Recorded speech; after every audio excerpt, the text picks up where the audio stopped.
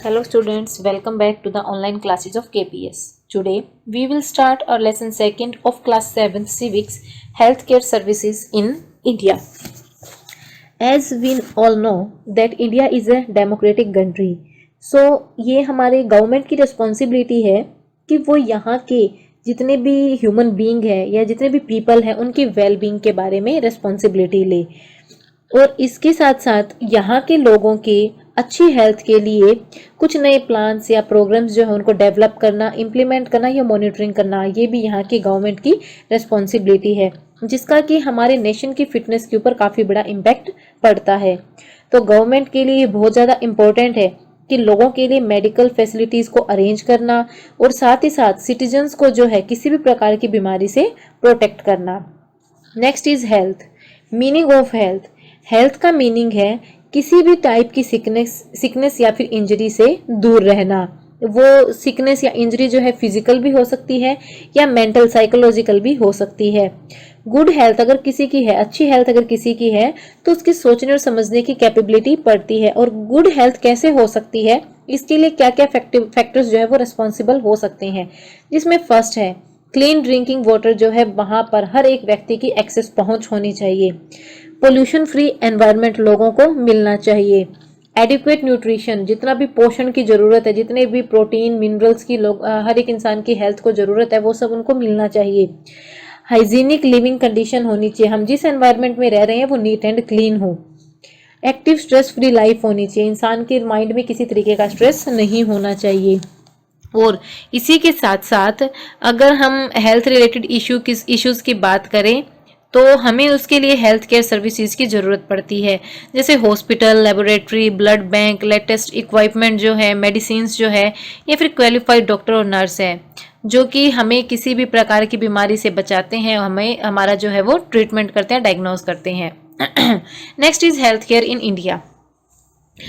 हम देखते हैं कुछ हेल्थ केयर सर्विसेज इंडिया के अंदर जो कि प्रेजेंट सिनेरियो में देखने को मिलती है। तो इसके अंदर फर्स्ट अगर हम देखें तो 1950 के अंदर जो हेल्थ केयर सर्विसेज थी या हेल्थ केयर फैसिलिटीज जो थी, जैसे कि हम हॉस्पिटल्स की बात करें, वो काफ़ी इंक्रीज हुई है। जैसे कि 2717 हॉस्पिटल्स थे 1950 में, जो कि बढ़कर 2000 में 18,218 हो गए। उसी के साथ साथ मेडिकल टूरिज्म जो है उसके अंदर भी काफ़ी असर हुआ है। पहले क्या होता था कि वर्ल्ड के किसी अच्छे हॉस्पिटल में लोग अपना ट्रीटमेंट करवाने के लिए जाते थे, लेकिन आज के टाइम में इंडिया के अंदर इतनी ज़्यादा डेवलपमेंट हो चुकी है कि लोग बाहर से इंडिया के अंदर अच्छा ट्रीटमेंट लेने के लिए आते हैं। इंडिया जो है वो 4th लार्जेस्ट मैन्युफैक्चरर है या और साथ ही साथ लीडिंग एक्सपर्टर है मेडिसिन का पूरे वर्ल्ड में। उसी के साथ साथ हमारे इंडिया के हाफ ऑफ चिल्ड्रन जो है उन्हें सफिशिएंट फूड और नहीं मिल पा रहा है, जिसकी वजह से वो मल न्यूट्रिशन कुपोषण का शिकार हो रहे हैं। इंडिया के पॉपुलेशन की जो मेजोरिटी है उन्हें क्लीन ड्रिंकिंग वाटर नहीं मिल पा रहा है। और इसी के साथ साथ 21% जो इन्फेक्शियस डिजीज जो है जो कि वाटर प्रोन होती है, जिनका जन्म जो है वो पानी से होता है, जिसकी वजह से बहुत बड़ी संख्या के लोगों को डायरिया, जॉन्डिस या फिर हेपेटाइटिस, कलेरा, इन सब चीज़ों को फेस करना पड़ता है। इंडिपेंडेंस के काफ़ी सालों बाद भी अप्रोक्सीमेटली 5 मिलियन पीपल जो है वो ट्यूबरक्यूलोसिस से हर साल मरते हैं। और इसी के साथ साथ 2 मिलियन केसेस जो है वो मलेरिया के भी देखने को मिलते हैं हर साल। नेक्स्ट है, अगर हम अर्बन एरियाज का कंपैरिजन करें तो क्वालिफाइड मेडिकल जो प्रोफेशनल्स है या फिर हेल्थ केयर फैसिलिटीज़ जो है रूरल एरियाज में वो काफ़ी कम देखने को मिलती है अर्बन एरियाज के कंपैरिजन में। और उसी के साथ साथ रूरल इंडिया का जो काफ़ी बड़ा पार्ट है वहाँ पर अभी भी लोगों को बहुत लंबे डिस्टेंसेस की ट्रैवलिंग करनी पड़ती है हेल्थ केयर एक्सपर्ट से कंसल्ट करने के लिए। और कुछ पीपल तो है वो मर भी जाते हैं, कुछ लोग मर भी जाते हैं क्योंकि उन्हें प्रॉम्प्ट एक अच्छा ट्रीटमेंट नहीं मिल पाता, प्रॉपर ट्रीटमेंट नहीं मिल पाता।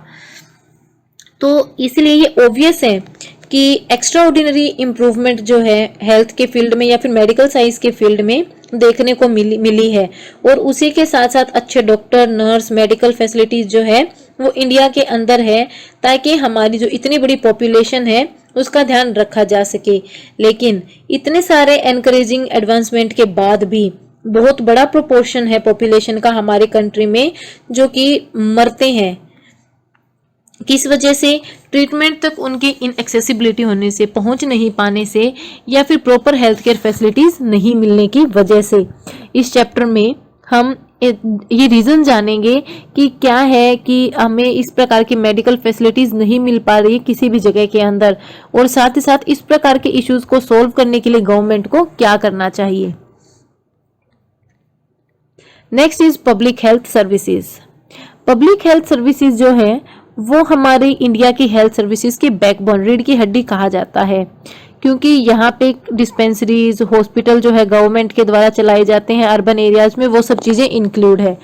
इनका पर्पज है अच्छी हेल्थ केयर सर्विसेज जो है लोगों को प्रोवाइड करना फ्री में या फिर बहुत कम कॉस्ट में।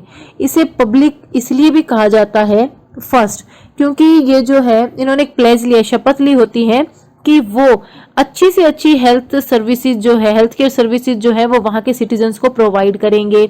और दूसरा है कि टैक्सेस जो कि हम पे करते हैं, हम जितने भी टाइप के घर से टैक्स देते हैं गवर्नमेंट को, वो सब चीज़ें, इन सब चीज़ों को, जो हमारी मेडिकल फैसिलिटीज़ जो है इनको बेटर बनाने के लिए वो टैक्स लिए जाते हैं, जिसकी वजह से हमें ट्रीटमेंट जो है वो लो कॉस्ट में या फिर फ्री में मिलता है। अगर हम विलेज लेवल की बात करें तो स्मॉल हेल्थ सेंटर्स जो है जहाँ पे ट्रेंड नर्सिस जो होती है या फिर विलेज का जो हेल्थ वर्कर है वो माइनर एलिमेंट जो छोटी मोटी बीमारी है उनसे ट्रीट करते हैं। वो जो है वो किसी प्राइमरी हेल्थ सेंटर के प्रोविजन में, सुपरविजन में काम करते हैं। डॉक्टर जो है पीएचसी, प्राइमरी हेल्थ सेंटर के, वो जो है कई सारे गाँवों को एक साथ देखते हैं।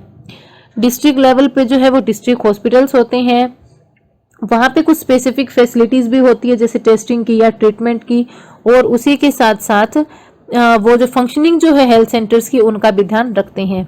सिटीज़ में जो है काफ़ी बड़े गवर्नमेंट हॉस्पिटल्स होते हैं, ये हॉस्पिटल जो है काफ़ी चीप, सस्ते में काम करते हैं, ट्रीटमेंट देते हैं, और मोस्ट ऑफ दीज हॉस्पिटल्स जो है वहाँ पे मेडिसिन, बेड, इक्विपमेंट जो है या फिर क्वालिफाइड स्टाफ की जो है वो शॉर्टेज देखने को मिलती है।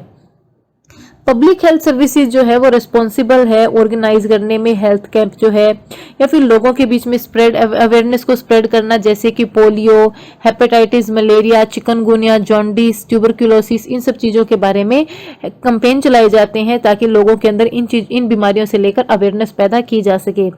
जैसे कि कुछ संडे जो है उन्हें पोलियो डेज डिक्लेयर किया जाता है, जिसमें जो बच्चे 5 ईयर से कम एज के होते हैं उन्हें वैक्सीन दी जाती है या फिर पोलियो वायरस से फ्री होने के लिए दवाई पिलाई जाती है, और ये जो काम है वो फ्री ऑफ चार्ज किया जाता है, इसका कोई भी पैसा नहीं लिया जाता।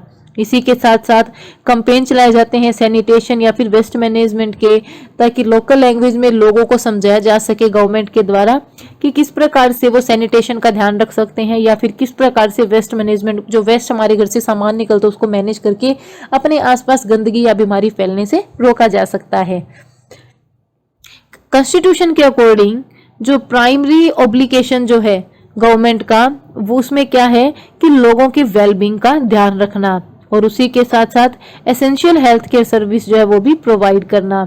ये जो है गवर्नमेंट की जॉब है कि हर एक सिटीजन को लाइफ, राइट टू लाइफ, जीवन जीने का अधिकार है, जीवन का अधिकार इसे कहा गया है, जो कि कॉन्स्टिट्यूशन ने हमें प्रोवाइड किया है। और इस अधिकार के अकॉर्डिंग गवर्नमेंट की ड्यूटी बनती है कि लोगों को नेसेसरी हेल्थ सर्विस प्रोवाइड करे। अगर हॉस्पिटल्स जो है वो प्रॉम्प्ट सर्विस टाइम पर देने के लिए अगर फेल होती है तो इससे किसी की जान भी जा सकती है। और अगर कोई हॉस्पिटल इन सब चीज़ों को नेग्लेक्ट करता है, जैसा कि पीछे स्टोरीज में दिखा रखा है, तो उसके बाद जो है वो पेशेंट की इमरजेंसी में वो हॉस्पिटल को, किसी और हॉस्पिटल में पेशेंट्स को जाना पड़ता है, और जिससे क्या है इमरजेंसी के टाइम में उनको ट्रीटमेंट नहीं मिल पाता। Next is private health services. Public health services के अलावा अर्बन एरियाज में बहुत बड़ी संख्या में प्राइवेट क्लिनिक, हॉस्पिटल्स या फिर नर्सिंग होम पाए जाते हैं जो कि स्पेशल हेल्थ सर्विसेज प्रोवाइड करते हैं। रूरल एरियाज में रजिस्टर्ड मेडिकल प्रैक्टिशनर्स होते हैं, आरएमपी जिन्हें कहा जाता है, जो कि पेशेंट्स को ट्रीट करते हैं। इन दीज डेज बहुत बड़ी कॉरपोरेशंस है जो कि बड़े बड़े हॉस्पिटल्स, लेबोरेटरी चलाती है, और साथ ही साथ रिसर्च या डेवलपमेंट का काम भी मेडिसिन के फील्ड में वहाँ पर किया जाता है। प्राइवेट मेडिसिन शॉप जो है वो भी इसी सिस्टम में आती है। पब्लिक हेल्थ सिस्टम जो है वो काफ़ी एक्सपेंसिव है, और वो हर एक की पहुंच में नहीं होता। मीन्स वो काफ़ी एक्सपेंसिव होते हैं जिससे कि हर एक व्यक्ति वहां तक नहीं पहुंच सकता। Health care and equality. In the last few decades हमने कुछ रिमार्केबल ग्रोथ देखी है प्राइवेट हेल्थ सर्विसेज के अंदर, जिसमें कि अर्बन एरियाज इंक्लूड है। इनका प्राइमरी ऑब्जेक्टिव जो होता है प्रॉफिट अर्न करना होता है, और इनकी सर्विस का जो कॉस्ट है वो काफ़ी हाई रहता है, जिसकी वजह से कॉमन पीपल जो है इनकी बाउंड से, इनकी पहुंच से दूर रहते हैं। मेडिसिन जो है वो भी काफ़ी एक्सपेंसिव होती है, जिसकी वजह से फैमिली के लिए इलनेस जो है वो काफ़ी बड़ा कोज बन जाता है वरी होने का या फिर चिंतित रहने का, क्योंकि वो इनके एक्सपेंसिव को नहीं पहुंच सकते। डॉक्टर्स और हॉस्पिटल्स जो है वो भी अनफेयर प्रैक्टिसेस करते हैं या फिर एक्सपेंसिव ट्रीटमेंट करते हैं पेशेंट्स का, जिसकी वजह से पेशेंट्स को जो है बीमारी के नाम से भी एक तरीके से चिंता होने लगती है। अगर हम पीछे जैसे स्टोरीज में देख चुके हैं हॉस्पिटलाइज कंडीशन के बारे में, या फिर एक सिंपल केस हमने डायरिया का देखा था सीरीज का, जिससे कि हमें पता लगता है कि मेडिसिन जो है या फिर हॉस्पिटल फी जो है वो काफ़ी ज़्यादा अफेक्ट करती है किसी भी मिडिल क्लास फैमिली को। काफ़ी ऐसे लिमिटेड सेक्शंस है सोसाइटी के अंदर जो कि मेडिसिन को काफ़ी अफोर्ड कर सकते हैं और रिक्वायर्ड इलनेस जो है उसको ट्रीट कर सकते हैं रूरल फैमिली के अंदर। इसका एक और चीज़ है डेप्ट लेना। जो हमारी कंट्री के अंदर रूरल फैमिलीज होती हैं उन्हें कई बार इलनेस से बचने के लिए या फिर इनका इलाज करवाने के लिए डेप्ट में पड़ना पड़ता है, उन्हें पैसा उधार लेना पड़ता है। 40% पॉपुलेशन जो है हमारे इंडिया की, उन्हें लोन लेना पड़ता है या फिर अपनी प्रॉपर्टी सेल करनी पड़ती है अपने ट्रीटमेंट के लिए, और इसी की वजह से वो लोग जो है वो पुअर की कैटेगरी में और ज़्यादा आते चले जाते हैं।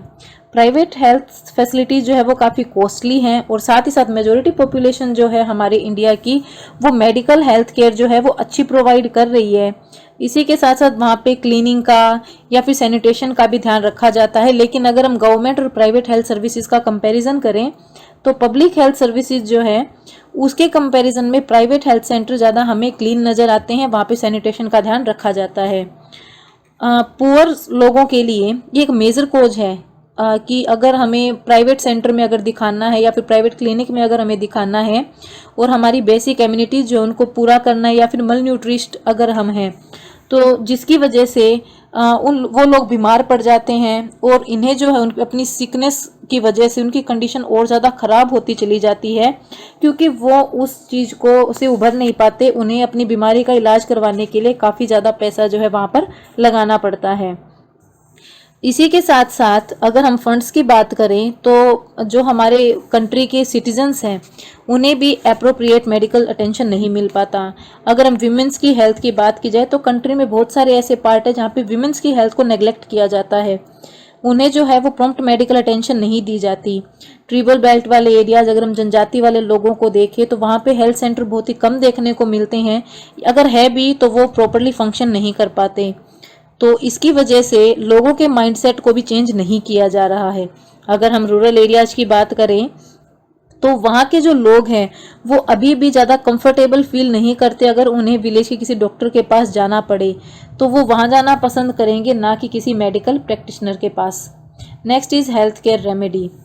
अगर हम कंट्री की बात करें या हमने जितना भी प्रीवियस सिचुएशन पढ़ी है तो हमारी कंट्री को और भी ज़्यादा अच्छी हेल्थ सिचुएशन को इम्प्रूव करने की ज़रूरत है। इसके लिए गवर्नमेंट को जो है वो प्रोएक्टिव रोल प्ले करने की ज़रूरत है, ताकि एसेंशियल हेल्थ केयर फैसिलिटीज़ जो है उनको पूरा किया जा सके। और जैसा कि हमने पीछे पढ़ा है, हेल्थ जो है वो hygienic surrounding, pollution free environment, clean drinking water जो इन पे डिपेंड करती है। अब इसी में एक स्टोरी आती है कोस्टा रिकन अप्रोच। कोस्टा रिका जो है वो साउथ अमेरिका कंट्री से बिलोंग करता है, और ये हेल्थ इश्यूज़ की वजह से ये जो कंट्री है काफ़ी डेवलपिंग कंट्री मानी जाती है। अगर पीछे की कुछ सालों की बात की जाए तो इस कंट्री की जो गवर्नमेंट है उसने अपनी आर्मी को डिसमेंटल करने की सोची।